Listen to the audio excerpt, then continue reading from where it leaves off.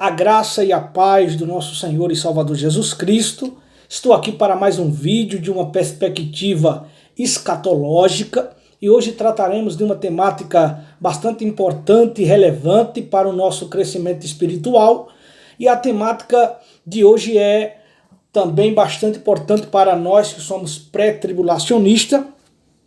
E irei hoje esposar três argumentos que mostram porque não sou pós-tribulacionista. Irei apresentar aqui três pontos específicos que mostram porque não sou pós-tribulacionista. E o primeiro ponto é um método hermenêutico, ou seja, um método que temos de interpretação das Escrituras. Ele mostra que a igreja não está, dentro do contexto tribulacional.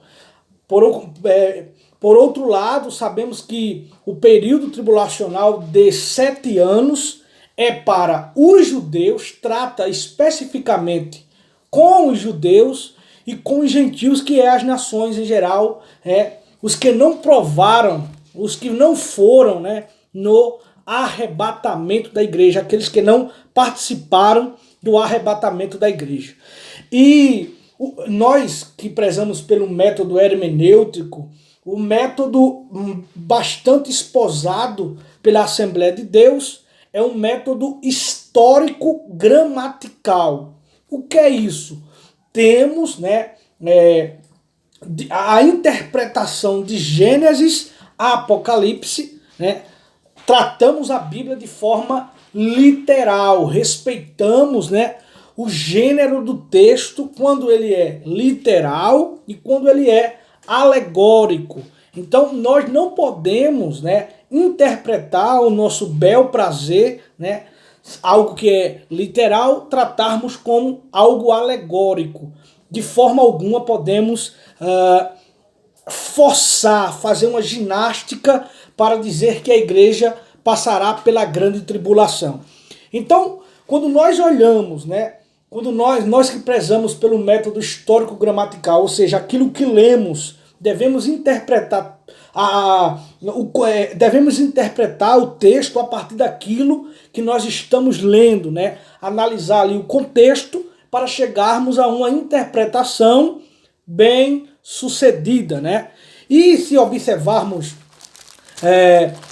1 Tessalonicenses, 1 Tessalonicenses capítulo 1, versículo 10, não tem como alegorizar esses versículos, pois esses versículos são literais. Diz assim: e esperar dos céus a seu Filho, a quem ressuscitou dos mortos, a saber Jesus, que nos livra da ira futura. Essa ira futura não pode ser outra coisa a não ser uma referência ao período tribulacional. Temos Apocalipse capítulo 3, versículo 10 vai nos dizer assim: como guardaste a palavra da minha paciência, também eu te guardarei da hora da tentação que há de vir sobre todo mundo, para tentar os que habitam na terra. Então veja, a Bíblia está dizendo que a promessa que o nosso Senhor Jesus Cristo fez para a igreja de Filadélfia, ela estende-se até hoje, Mas se nós observarmos as características que rodeava a igreja de Filadélfia, veja,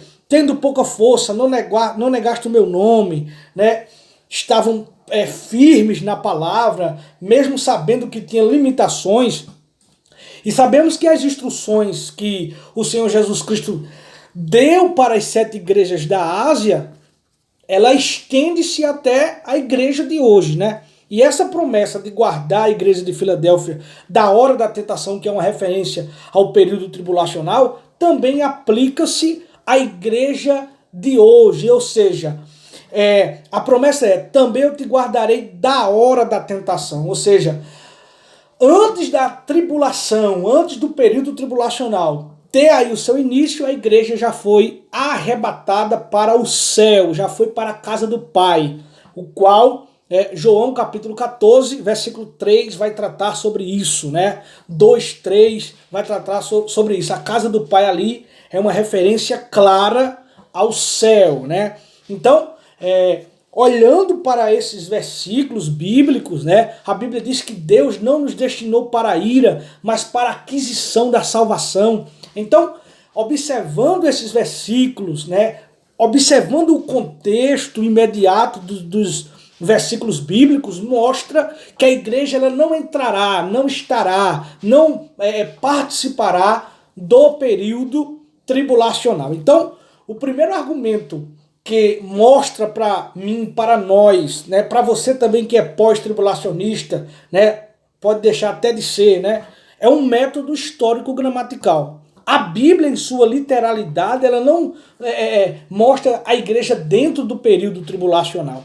O segundo ponto, né, que é bastante importante e relevante, é se a igreja, segundo o pós-tribulacionismo, estará aqui na terra no período tribulacional, porque Deus enviaria 3 anjos para pregar aqui na terra. Não é papel da igreja pregar o evangelho, não é papel da igreja proclamar o evangelho, então fica algo um pouco incoerente, né? A igreja está aqui na terra e ela tem um dever de pregar, e porque Deus vai enviar aí 3 anjos para pregar no período tribulacional. Eu não acredito que a igreja estará no período tribulacional. Quando o período tribulacional já estiver em atividade, né, sem o anticristo se revelar, a igreja já estará no céu, não na terra, no céu. Então veja, por que Deus mandaria 3 anjos para pregar no período tribulacional com a igreja na terra? Então isso é algo bastante incoerente para o pós-tribulacionismo, né? E onde é que está escrito? Está escrito em Apocalipse capítulo 14, versículo 6 ao versículo de número 10. Vai nos dizer assim: E vi outro anjo voar pelo meio do céu, e tinha o evangelho eterno, para proclamar aos que habitam sobre a terra, e a toda nação, e tribo, e língua, e povo, dizendo com grande voz: Temei a Deus, e dai-lhe glória, e dai-lhe glória, porque vinda é a hora do seu juízo, e adorai aquele que fez o céu e a terra e o mar, e as fontes das águas. Primeiro anjo, aí veja o versículo 8 do capítulo 14 de Apocalipse. E outro anjo seguiu dizendo: Caiu, caiu a grande Babilônia. E outro anjo seguiu dizendo: Caiu, caiu a Babilônia, aquela grande cidade, que a todas as nações deu a beber do vinho da ira da sua prostituição. Veja o terceiro anjo no versículo 9. E o seguiu o terceiro anjo dizendo com grande voz: Se alguém adorar a besta e a sua imagem, e receber o sinal na testa ou na mão, também o tal beberá do vinho da ira de Deus, que se deitou, não misturado, no cálice da sua ira, e será atormentado com fogo e enxofre diante dos santos anjos e diante do Cordeiro. Então veja, 3 anjos pregando no período tribulacional. Mais uma ênfase para dizermos que a igreja não estará aqui no período tribulacional. Porque não haveria necessidade de Deus enviar 3 anjos para pregar no período tribulacional com a igreja no período tribulacional. Então isso está em Apocalipse capítulo 14, para você analisar, né? E deixar até a sua sugestão aqui no vídeo para nós pormenorizarmos, né? Apocalipse capítulo 14, do 6 ao 10, vai tratar sobre esses 3 anjos pregando no período tribulacional. O terceiro argumento, né, que mostra para mim, para você, que nós não devemos ser pós-tribulacionista, né, é o argumento de Apocalipse capítulo 4. Né? Se observarmos em Apocalipse capítulo 3, capítulo 1 até o capítulo 3, a palavra igreja aparece a cerca de 19 vezes. Né? Do capítulo 4 até o capítulo 18, a expressão igreja some. Uma ênfase que mostra que a igreja não estará no período tribulacional. Quando eu falo período, é esse período de 7 anos, né? Mas eu quero ler aqui o capítulo 4, alguns versículos do capítulo 4, para podermos pormenorizar aqui algumas questões. Existe uma expressão no capítulo 4 de Apocalipse que retrata o arrebatamento da igreja. Diz assim: e depois destas coisas olhei, e eis que estava uma porta aberta no céu. E a primeira voz, que é como de trombeta, ouvira falar comigo, disse: sobe aqui e mostrar-te-ei as coisas que depois destas devem acontecer. A expressão sobe aqui é uma expressão, né?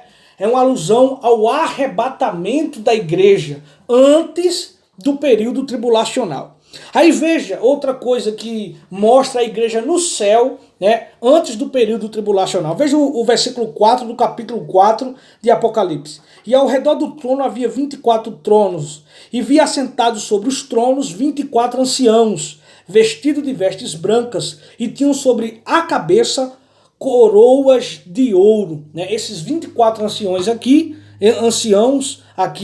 são claramente uma representatividade da igreja no céu antes do período tribulacional, né? E esses 24 anciãos aparecem no capítulo 5 de Apocalipse louvando a Deus, cantando um novo cântico a Deus. Veja o capítulo 5 de Apocalipse, versículo 8 e 9.